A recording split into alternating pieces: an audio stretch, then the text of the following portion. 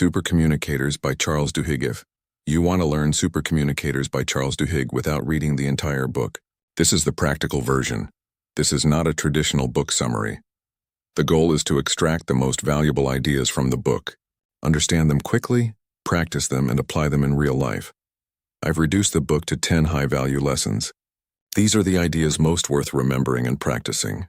Lesson 1. Identify what kind of conversation you're having. The first lesson is simple. Before trying to communicate better, identify what the conversation is actually doing. Duhigg says most conversations contain 3 broad types. 1. Practical. What are we going to do? 2. Emotional. How do we feel? And 3. Social. Who are we and how do we relate to each other? A major communication failure occurs when 2 people are having different types of conversations at the same time. The author calls the process of aligning with the other person's conversational mindset the matching principle. Here's a simple example. Your friend says, "My manager criticized me again today," and you immediately say, "You should start looking for another job." You are having a practical conversation, but your friend may actually want an emotional conversation. A better response might be, "That must have felt terrible. What happened?" Now you're communicating on the same level. So here's the practice. Before responding, silently label the conversation. P equals practical, E equals emotional, S equals social. During one conversation each day, stop for 2 seconds and ask yourself, what does this person actually want right now? Practice this once daily for 14 days. Record whether your response matched the conversation type. Use this when someone complains to you, when your partner or family member is upset, when a colleague asks for help, when you're negotiating, when you're giving advice, or when you're resolving conflict. Don't automatically solve an emotional problem. Sometimes the correct response is simply to understand. The common mistake is assuming that every problem requires advice or a solution. Remember this rule. Match the conversation before answering it. Lesson 2. Listen to understand, not to respond. The second lesson is, the quality of your communication depends heavily on the quality of your listening.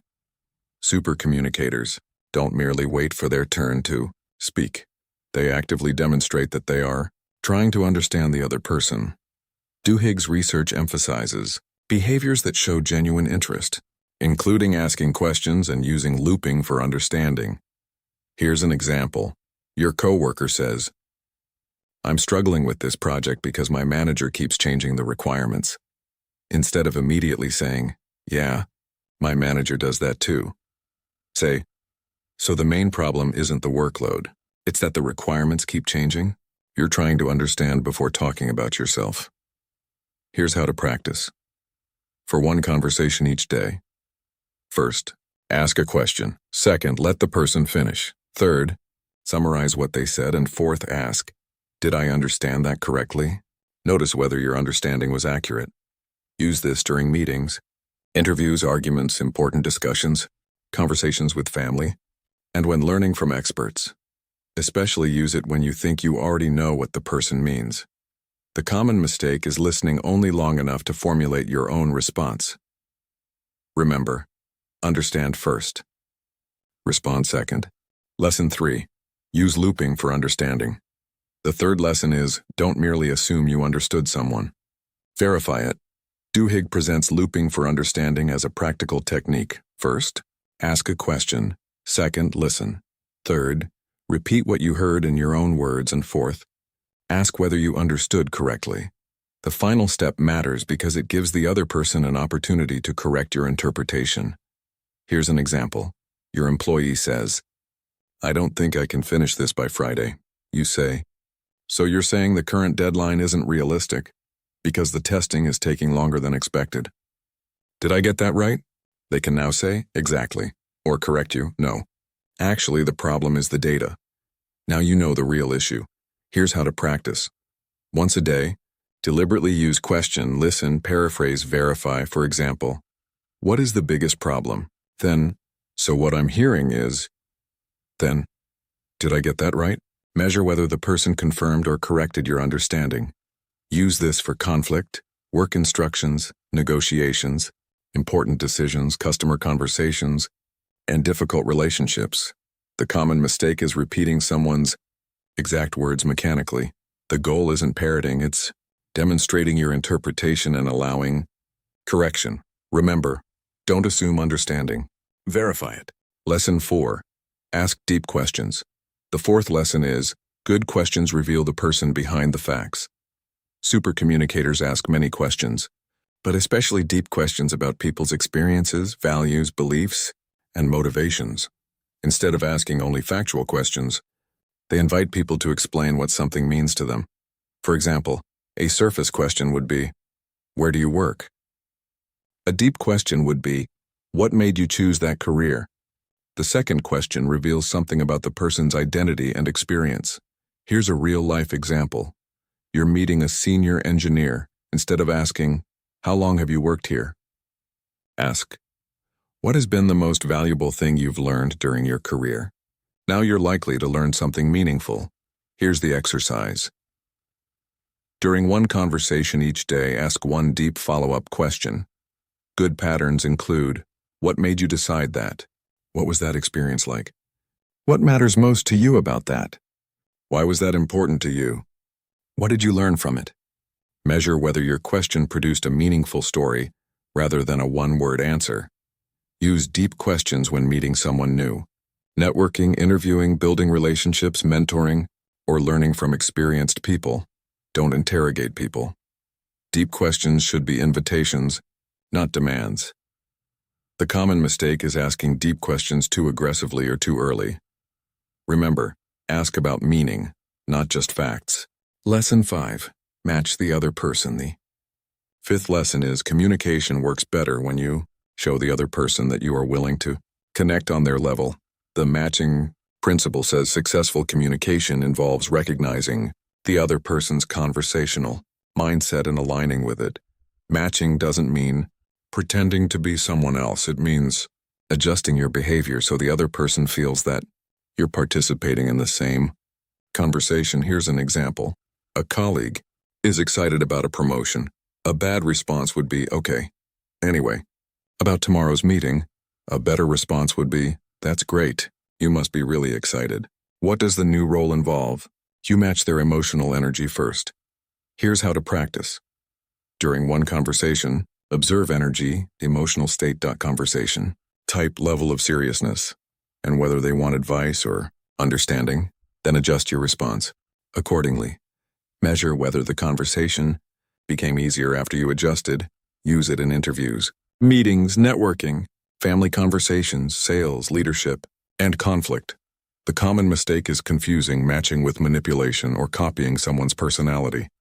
Remember, meet people where they are. Lesson 6. Show emotion instead of hiding behind logic. The sixth lesson is, emotional communication requires emotional participation. When someone is sharing an emotional experience, purely logical responses can create distance.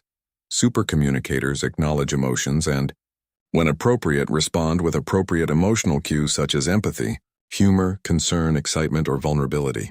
These behaviors signal a desire to connect. Here's an example. Your brother says, I worked for months on this project and they rejected it. A logical response would be, you should ask them what requirements you missed. An emotional response would be, that's really frustrating after putting that much work into it. You can discuss solutions afterward. Here's the exercise. Once per day when someone expresses an emotion, first name or acknowledge the emotion. For example, that sounds frustrating. Or you seem really excited about this, or that must have been difficult. Only then decide whether advice is needed. This is especially useful with family, friends, employees, partners, people experiencing failure, or someone who is angry or disappointed. The common mistake is thinking empathy means agreeing with everything someone says. It doesn't. You can understand someone's feelings without agreeing with their conclusion. Remember, connect emotionally before solving logically. Lesson 7. Make vulnerability reciprocal. The seventh lesson is, appropriate vulnerability can create trust. Connection becomes easier when people reveal something genuine about themselves and the other person responds appropriately. But vulnerability should be reciprocal and proportional. It isn't about dumping your deepest personal problems onto someone. It is about demonstrating enough openness to signal trust and humanity. Here's an example. A new colleague says, "Honestly, I'm nervous about presenting tomorrow." Instead of, "Don't worry, you'll be fine." You might say, "I get that. I was nervous the first few times I had to present to senior management too." Now you've created common ground. Here's the practice. Once per day, when appropriate, share one small genuine experience related to what the other person shared. Then return the focus to them. Measure whether your disclosure encouraged them to open up further. Use it when building friendships, meeting new colleagues, mentoring, discussing difficulties, and building trust. The common mistake is turning their vulnerability into a story about yourself. They say, "I'm struggling," and you respond with a 10-minute story about your own problems. That's not connection. Remember, match vulnerability, don't hijack it. Lesson 8. Pay attention to nonverbal signals. The 8th lesson is, communication isn't only the words. Supercommunicators pay attention to cues such as tone, facial expressions, laughter, energy, pauses, and body language. These cues can reveal whether the conversation is working and help you adjust your approach. Here's an example. Someone says, "Yeah, everything is fine," but they avoid eye contact, speak quietly, and pause repeatedly. The words say fine. The signals suggest otherwise. Instead of moving on, you could say, "You sound like something might still be bothering you. Want to talk about it?" Here's the practice. Once per day, choose one conversation and observe tone, facial expression, energy, pauses, engagement, and whether their behavior changes. Don't interpret immediately. First observe. Use this during interviews, meetings, negotiations, conflict, emotional conversations, and presentations. The common mistake is treating body language as a perfect lie detector. One cue means very little by itself. Look for patterns and changes. Remember, listen to the words and the signals. Lesson 9. Hard conversations require preparation. 9th lesson is, difficult conversations become easier when you prepare before entering them. Duhigg recommends preparing for difficult conversations by clarifying your goal, anticipating obstacles, establishing conversational ground rules, and identifying shared values. A key question is, are you trying to build understanding, reach a decision, or achieve a specific resolution? The author's Hard Conversation Guide also recommends drawing out perspectives, validating experiences, and using looping for understanding. Here's a real-life example. You need to tell an employee their performance is below expectations. Don't walk into the meeting angry and improvise. First decide, what outcome do I want? What facts do I need? What might they say? What emotions might appear? What am I willing to compromise on? Now you're prepared to communicate rather than react. Here's the exercise. Before one difficult conversation each week, write 1. My goal, what do I want? 2. Their likely goal. What might they want? 3. Facts, what do I actually know? 4. Emotional issue. What might they be feeling? 5. Shared value. What do we both care about? 6. Possible obstacle. What could derail the conversation? Use this before giving criticism, negotiating, discussing money, resolving family conflict, workplace disagreements, and important relationship conversations. The common mistake is preparing only your arguments. Prepare to listen, not just to win. Remember, prepare for the conversation, not just your position. Lesson 10. The goal is connection and understanding, not winning. The 10th lesson is communication isn't primarily about making the other person agree with you. A supercommunicator tries to understand the other person's perspective while making themselves understood. This doesn't mean abandoning your beliefs or avoiding disagreement. It means recognizing that understanding and agreement are different outcomes. Here's an example. You disagree with a coworker about a project instead of, "You're wrong. That won't work. Try. I see why you prefer that approach. Can you walk me through what you think is the biggest advantage?" After understanding their reasoning, explain yours. You may still disagree, but now you're solving the actual disagreement rather than fighting assumptions. Here's the practice. Once a week, Have a conversation with someone who disagrees with you. Your goal is not to change their mind. Your goal is to accurately explain their position. At the end, ask yourself, could I explain their argument fairly enough that they would say I understood them? Use this during arguments, political or religious discussions, workplace disagreements, negotiations, family disagreements, and online discussions. The common mistake is using communication techniques as manipulation tools. If you're only pretending to listen so you can eventually overpower the other person, you're missing the point. Remember, seek understanding before agreement. Top 10 lessons. Now let's rank the 10 most important lessons from the entire book. Number 1. Identify what kind of conversation you're having. Number 2. Listen to understand, not to respond. Number 3. Use looping for understanding. Number 4. Ask deep questions. Number 5. Match the other person's conversational mindset. Number 6. Connect emotionally before solving logically. Number 7. Make vulnerability reciprocal. Number 8. Read verbal and nonverbal signals together. Number 9. Prepare for hard conversations. And number 10. Seek understanding before agreement. The first 3 are especially important because they form the basic operating system of the book. Identify, listen, verify. Complete practice checklist. Don't practice 20 different things. Practice these 7 behaviors. Every day, identify practical, emotional, or social before one important conversation. Ask one deep question. Listen without planning your response. Use one loop for understanding. Notice tone, energy, and facial expressions. Match the person's emotional or conversational level. And if appropriate, acknowledge their emotion before giving advice. Every week, prepare for one difficult conversation. Have one conversation where your goal is understanding, not persuasion, and review one conversation. What did I do well? What did I miss? That's enough. 14-day application. Plant the objective isn't to memorize the book, it's to make the behaviors automatic. Days 1 to 2. Conversation awareness practice identifying P, E, or S before responding. Your only goal. What kind of conversation is this? Days 3 to 4. Listening practice. Listening without interrupting. At the end of the conversation, summarize what the person said. So you're saying. Days 5 to 6 looping. Use the complete technique. Ask, listen, paraphrase, verify, use it at least once each day. Days 7 to 8 deep questions. Ask one meaningful follow-up question every day. Use. What made you decide that? Or what was that experience like? Days 9 to 10. Matching pay attention to emotion, energy, conversation type. Tone. Then adjust your response. Day 11. Emotional communication. When someone expresses emotion, acknowledge first. Don't immediately give advice. Day 12. Nonverbal communication. Choose one conversation. Pay attention to facial expression, tone, energy, pauses, engagement. Don't judge, just observe.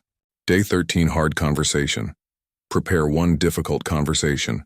Write, my goal, their possible goal. Facts, emotions, shared value. Possible obstacle, then have the conversation. Day 14. Review. Review the previous 13 days. Score yourself from 1 to 5. Identifying conversation type. Listening. Looping. Deep questions. Matching, emotional response. Nonverbal awareness. Then identify your weakest 2 skills. Those become your next 2 weeks of practice. Final cheat sheet. Here are the 10 lessons and the 10 rules. Number 1. Identify the conversation. Rule. Match the conversation before answering it. Number 2. Listen properly. Rule. Understand first, respond second. Number 3. Loop for understanding. Rule. Don't assume understanding. Verify it. Number 4. Ask deep questions. Rule. Ask about meaning, not just facts. Number 5. Match the other person. Rule. Meet people where they are. Number 6. Connect emotionally. Rule: connect emotionally before solving logically. Number 7, use vulnerability. Rule: match vulnerability. Don't hijack it. Number 8, read signals. Rule: listen to the words and the signals. Number 9, prepare for difficult conversations. Rule: prepare for the conversation, not just your position. Number 10, seek understanding. Rule: seek understanding before agreement. The entire book in one process. When you're talking to someone. Number 1, identify. What kind of conversation is this? Number 2, listen. What are they actually saying? Number 3, ask. Can I ask a meaningful follow-up? Number 4, match. Am I communicating on the same level? Number 5, loop. Is this what you mean? Number 6, respond. Now give advice, information, emotion, or your opinion. That is the core skill set I would take from Supercommunicators. The book's central framework and these techniques are consistent with Duhigg's own description and companion materials. And the biggest behavioral change to make is this: stop entering conversations thinking, what should I say? And start asking, what does this person need from this conversation? That is the core idea, not simply knowing what the book is about, but learning the important ideas, practicing them, and turning them into behavior.